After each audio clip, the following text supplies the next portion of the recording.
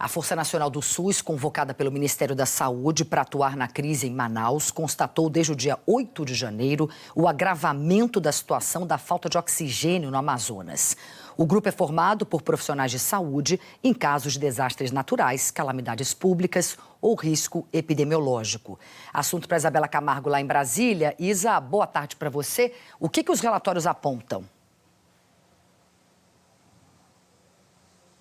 Oi, Cris. Boa tarde a você e a todos que nos acompanham. Os relatórios apontam claramente que o Ministério da Saúde tinha consciência da gravidade da crise do sistema público de saúde em Manaus, inclusive quando isso foi se agravando e no que diz respeito principalmente ao abastecimento de oxigênio. Esses relatórios foram produzidos entre 8 e 11 de janeiro. Primeiro foram técnicos do Ministério da Saúde que estiveram na cidade e o ministro Pazuello também chegou a ir ao Amazonas durante a elaboração desses relatórios. Eles trazem informações, inclusive, sobre a dificuldade que a cidade de Manaus tem por um problema na pressurização do gás de produzir oxigênio. Os documentos falam em mudança na pauta da discussão da reunião do dia entre técnicos do Ministério da Saúde e os agentes de saúde ali da cidade para falar sobre a falta do oxigênio. Vamos olhar alguns destaques do documento? Neste primeiro, ele fala justamente sobre este assunto, que é a mudança da pauta no dia 8. Diz aqui, foi mudado o foco da reunião, pois foi relatado um colapso dos hospitais e a falta da rede de oxigênio. Existe um problema na rede de gás do município que prejudica a pressurização de oxigênio nos hospitais estaduais. No próximo destaque, nós vamos mostrar o problema em dar um atendimento correto aos pacientes por falta de equipamento de saúde.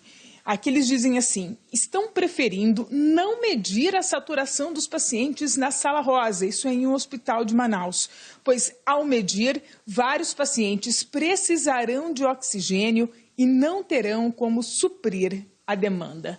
No dia seguinte, na verdade não é no dia seguinte, nós vamos ter um destaque seguinte, que é do dia 11 de janeiro, quando o Pazuello estava em Manaus, e o documento fala sobre o colapso no sistema público de saúde da cidade.